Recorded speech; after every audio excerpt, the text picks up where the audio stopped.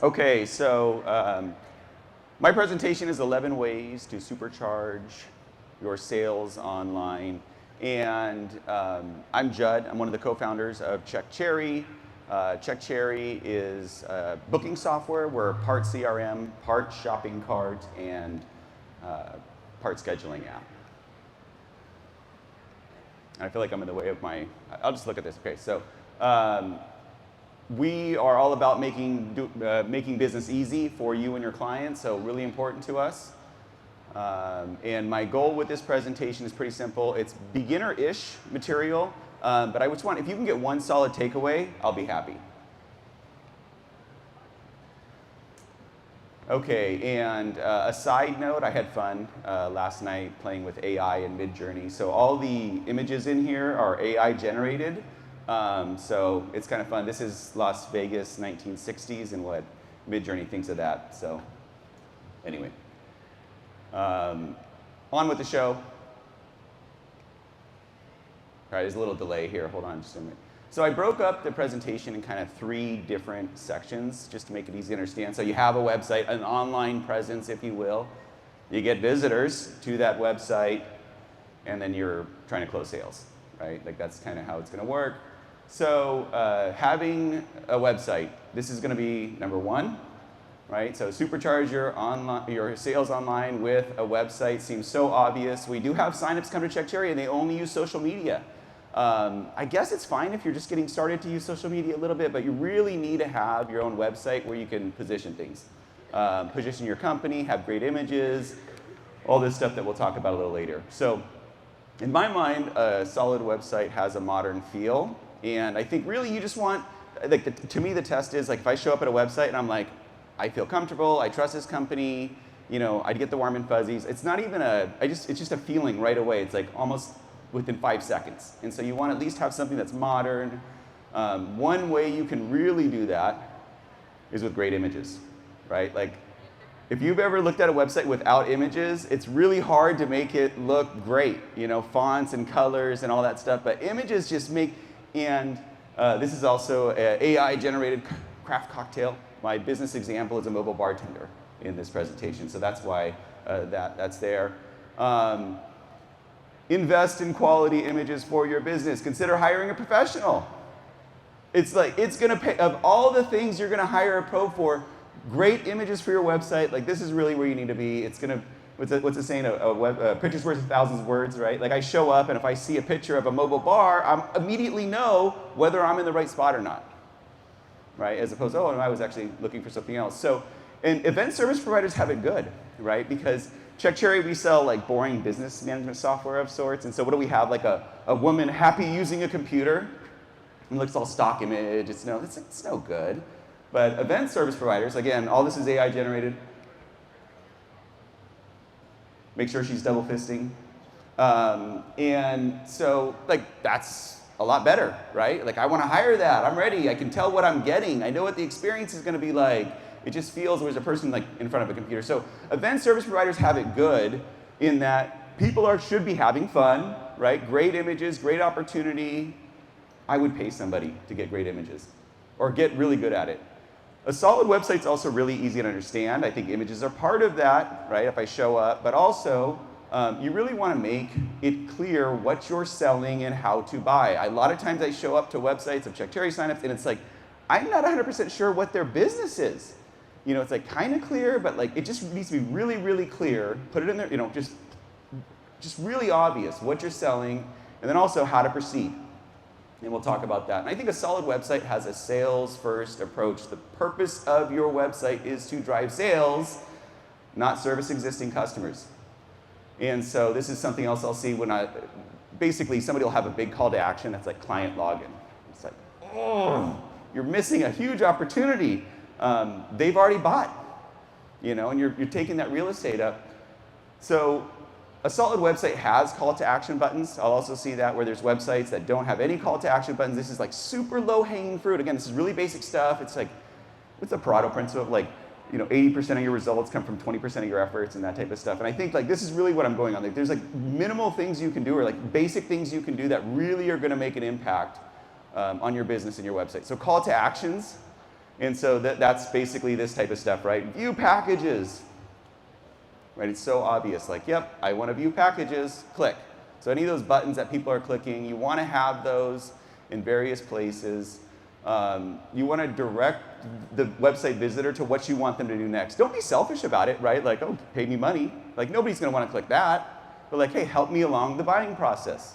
And I think view packages is a great option. Book now is a little more high commitment. Pricing, if you are putting pricing on your website, I think that's a great option because everybody's going to click it. And that's a good thing, right? Because if they click it, they're further along in the buying process. And that's really what you want. Push them along in the buying process. So your website should be the most helpful resource for people looking to hire you. And I think if you kind of have that mentality when you're putting it together, you're going to be in a good spot. Like, how do I have this be a really helpful resource for people looking to hire me? And most people won't reach out, right? They'll show up and they'll not be there. Okay, so we have our website. It's in a good spot. Now we need to focus on getting visitors. And so that's our next tip. So that was just number one with some tips in there. I had to say 11, right? I don't know. There's a lot more in here, but I numbered them. So I'm fulfilling my obligation. Google Business Profile, I think, is probably the lowest hanging fruit for local service providers. It's a free thing. I think the biggest hang up is like, I don't want my personal address on there. They don't allow PO Box. Like, figure it out. Like, do something, get it on there. You know, go to the UPS store, find a way to get on Google Maps. It's really, really important for local service providers. And I'm going to show you really, really obvious. So here's Las Vegas mobile bartender search. And I know it's probably hard to read with this screen here, but mixologist is number one. I mean, Google is now like kicking Yelp out of the scene and putting their own stars right up there. They're just, and that's awesome. Like, I'm already ready to buy, right? Oh, wow, 54 5-star reviews, and there's, like, the trust is already high. And I haven't even been to their website, and so if you can get there and just, it's not going to happen overnight. Just keep on working up. Not everybody can be number one, but just keep on working up. That is like so powerful in terms of, and then somebody's going to show up your website. They're going to be, you ever get those people that are just ready to buy? They're ready. It's not always because they just are in desperate need. It's because they already have trust, right? A referral. Something's happened in their sales process that they already have trust. Get more visitors with social media. This is a big topic. We don't do a lot of social media at Check Cherry. I don't have a lot to say here. Event service providers, obviously, great images, lots of events, lots of tagging, venues, whatever it is, a big opportunity here for you guys. But this is number 3. And the way I think of it is basically just make sharing your story part of a habit, right? Like, you just want to share your story. I don't think it has to be like picture perfect. I don't even get like once a week, but I think just share your story, what you're up to. Maybe if it was to a good friend, think of like I'm keeping a good friend in the loop or something like that. Just make it a habit and know where your customers spend time and focus there. I wouldn't try to get every social media network, from the start. Maybe just like, hey, look, I think my guys, they're on Instagram, so I'm going to be there. Everybody's on TikTok now, and my competition's not there, so I'm going to focus there. Maybe a post to both, whatever it may be. Get more visitors by making clients happy. And this one's a little less obvious. This is number 4, and I think this is really, really important for any business. Obviously, you want happy customers, and you might be thinking like, well, how does this pencil in? But happy customers leave reviews and they refer, right? So we saw the reviews. So like, I might start at a review website for my search, and then I'm going to come to your website, right? I might start at Yelp, for example, or Google Maps, whatever it may be. And they also refer others. So if I've had a mobile bar, and then Matt is getting married, and he's like, hey, who did you use? And I give him the card, the name. The first thing he's going to do is go to the website, right?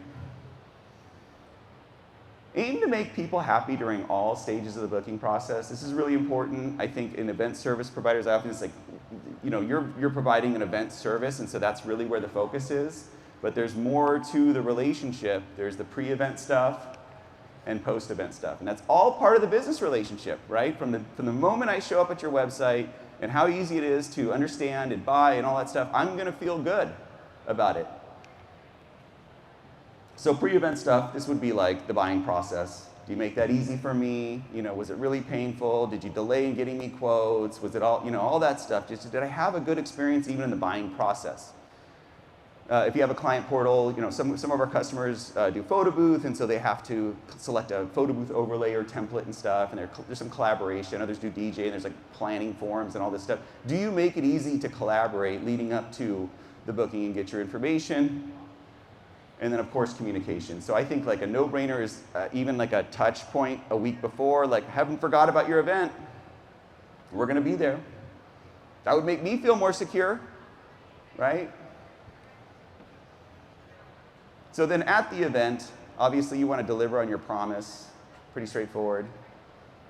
And I think this is one area where I think is often overlooked, which is you want to find a way to ensure positive outcomes. And I see this often most with people that have staff where they don't give their staff the power to make a positive outcome if something goes wrong. And so I think you got to put yourself in a position where like, how do we make it so the client's happy? Like, what do we got to do? How do we position our business and our packages and our, that the expectations are set and met? Probably under promise, over deliver type stuff would be a good idea. But even just delivering on expectations, I think, is a good place to start. After the event, right, what do we want to do? We want to follow up, right? I have a good experience. Like, you serviced me, and then, hey, they're actually reaching out and like asking me how it went. That makes me feel good. I like that. They know what they're doing. They're asking for feedback. That's great. That's also a great opportunity to learn about your clients. It's also a great opportunity if they had a good experience to then ask for a review, right? Somebody's like, oh, we loved it. It was so great. I mean, that's like, boom, please give us a review right there. I would put referrals in their mind. I wouldn't, I think just asking for a referral is a little awkward, but just put it in their mind. Hey, we like referrals. We're aware of it. It really helps us. So all those things can really help drive traffic and get people to your website. So basic SEO tactics, again, this could also be a much more, I'm gonna keep it short. There's some basic things that you can do with SEO. So one is to know your keywords. And I think it's real easy to think like it's just limited to having a landing page, city name, service name. And like that's, I know my keywords. And I think this is obviously a great place to start. But if you can get creative and think what other things people might be searching, and the more words you have, the more niche you are, the easier it is going to be show up, right? So some landing pages that, let's say you don't do just one service. I do mobile bartending and I do photo booth. Like I probably should have a page for both, right, for SEO purposes. That makes a lot of sense.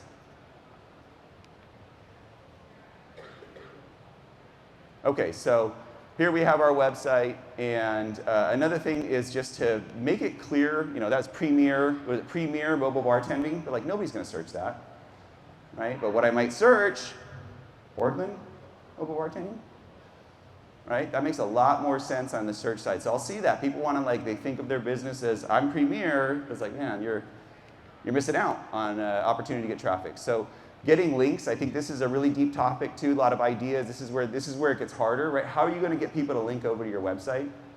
Other venues, I don't know, partners, whatever it may be. One option is to write great content. Maybe it's content about events you did. What went right? Quality counts. The last one I have in this section is paid ads, and the reason is you shouldn't be throwing money at your ads unless you kind of have the call to actions and all that set up. Like don't just start here. It's easy to do, to get traffic. It's probably not going to work out well, but paid ads I think are really an important part, and especially if you're not number 1, 2, 3 in the maps in Google, that can really help to bump you up and get visibility. So that's number 6.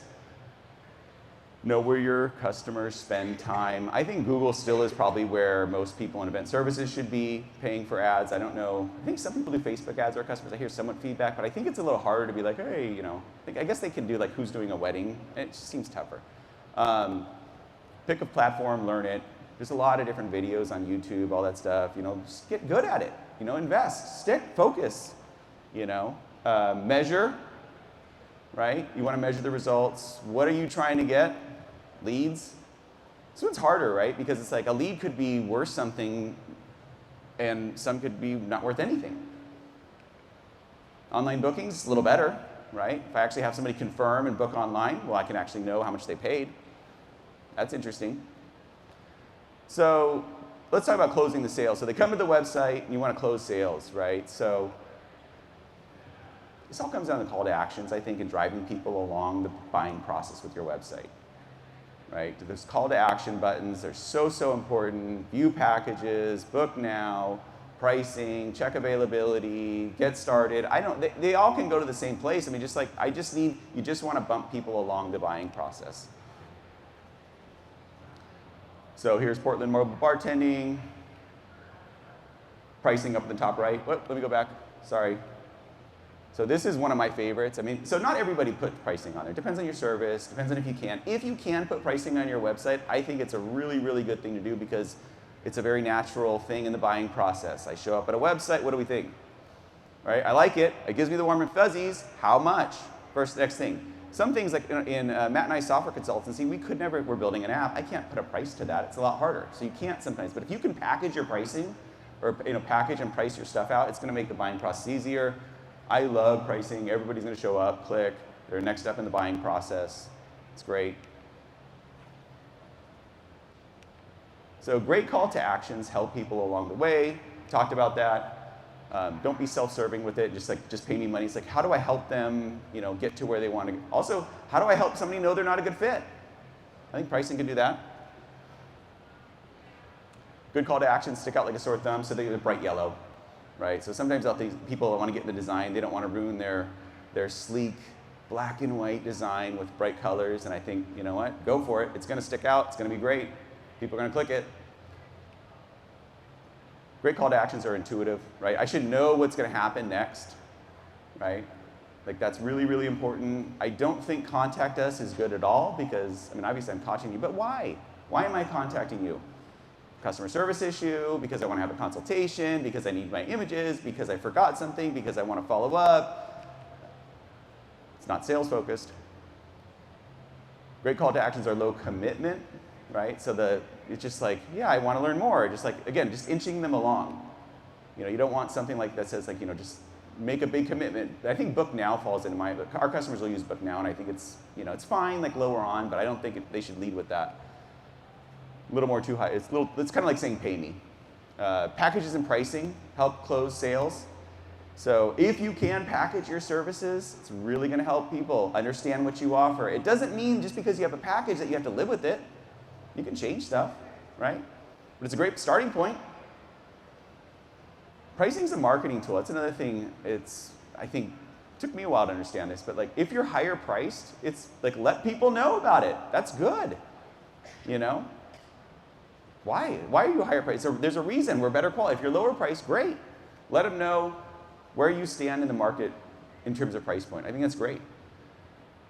Packages make that buying process easier. Anytime things are easier to buy, more sales.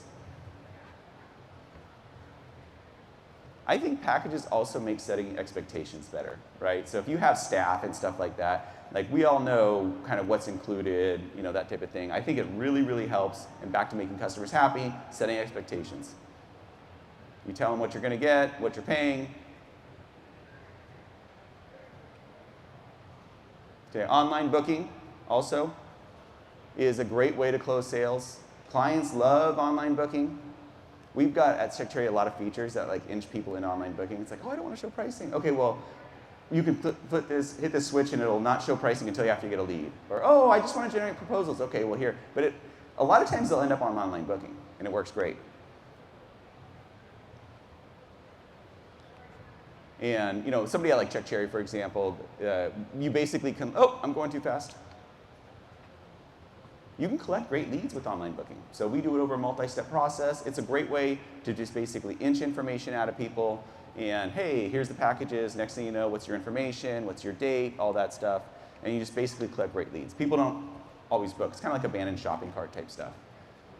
I think making it easy for people to sign, and online proposals is part of this. Sign and pay. Make it really easy, right? So number 10, use online proposals, quotes, estimates, whatever you want to say. Make it easy for people to sign and pay, right? They're going to remember that in the buying process. If I've got could you imagine if I had to print something out and scan and fax it back? Of course somebody's going to be it's horrible. Just make it really easy from my phone with Apple Pay. Boom, done, paid, booked. I'm on with my life. I don't want to be signing and paying stuff. I've got other things to do. And the last one, which is important, is a website chat widget. So I think that this is one of those things where we put this on at Check Cherry for the support side years ago, and I was really nervous. And it's become really a great thing because we're highly accessible, so we get exposure to what's happening in the business. And so if people have questions all the time, and it's the same question, like we need to fix something, or if somebody's asking the same question again and again on your website, have an answer. Most people aren't going to reach out. They're going to leave, right? They're going to show up, I'm not getting my answer, I'm gone. Looking at another service provider, whatever it may be. So answer those common questions with your website. The chat widget's a great way to get visibility and feedback from people in the buying process. There's free widgets, like Drift is free. It can come to your phone like a text message. Like it's so easy.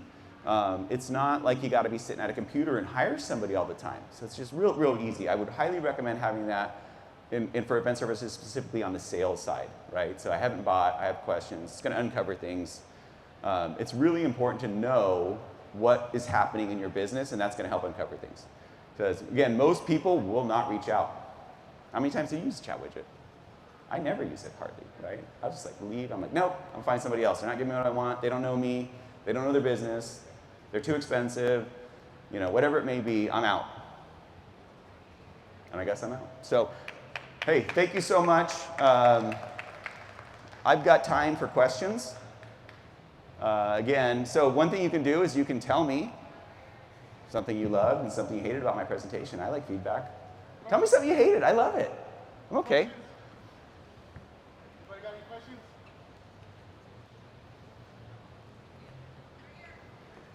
Somebody's got it. Don't leave me with no questions, please. We're just starting out, so we don't have a budget for a website. What is the best way of going about getting a basic package or some ideas that can help us along the way? So you're just starting out. You're not ready to build a website and put it in the budget. Am I understanding that correctly? Yeah, I've been doing it for a while, but now Is that me? for a business. He's just starting out. Is it me? Yeah, I see. It's me? Yeah. What am I doing? Speaker. Yeah, just you're good. Just don't Told you I wasn't an For MC. my business, I go by word of mouth completely. I do social media and that's it. We're trying to, make it more of a business, not just a hobby. Yep. So what are your suggestions of how to start out budget friendly? So there are a lot of what I would say affordable website builders out there, and I think Wix is a really popular one with our customers, frankly. And I don't know what their pricing is, but I would think 20 to 30 bucks a month or somewhere in there, and it's totally worth it. I appreciate what you're saying and saying, hey, look, you've been getting word of mouth stuff, and that's great. Word of mouth, I mean, that means you're doing something right, that you're getting word of mouth, so that's encouraging. And I think that if they're getting word of mouth, the first thing they're going to want to do is come check out your business, which in today's world is your website. And so I would totally invest in the website, try to, depends on how, like I would do, I'm a software guy, so of course I'm going to build the website myself. I'm going to go in and figure it out, whatever. But consider hiring somebody to do a basic website. It doesn't have to be super fancy or big either, right? You just want to here's what I offer, here's how to buy, here's how to proceed, get some great images. Don't overthink it. Yeah.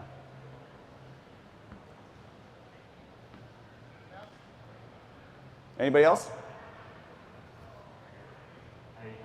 You said something about the chatbots. Yeah, well, not a chatbot, just a chat widget. So Chat widget. I would not recommend having a bot run your business and interact with your customers. Okay. I think that you're selling yourself short and your customers short. They're going to see it. They're going to be turned off. So chat widget, like. I think a chat, yeah. Yep, they can just chat, and it's going to pop up on your phone or your staff's phone or whatever, and you can get back to somebody. All right. It's almost like text, right? But you don't have to put your phone What number. tool is that? Drift is free. There's Drift several is free. out there. Drift is popular and free. At Check Cherry, we use Intercom, but it's paid. But it's just because it's more of a support thing. It's not necessarily just a sales thing for us. But I think Drift is a popular free one, D-R-I-F-T. Have you heard of Talk? Yeah, Talk. Yeah, I've never Talk used it. Yeah, we have integrations with all those on Check Cherry, and so because I know our customers use them. So I've never used that though, but Okay. All right. but yeah, but don't have AI do it. No, I know. Don't automate your sales process. I mean, people buy from people, right? Like automate elsewhere. You know, use Check Cherry, automate invoice generation, automate things that benefit you and the customer that nobody cares about, not the interaction. All right, thanks. Yep.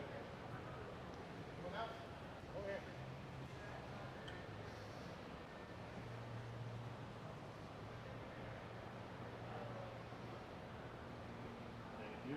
So, not so much of a question, but just a nod to what Judd is saying.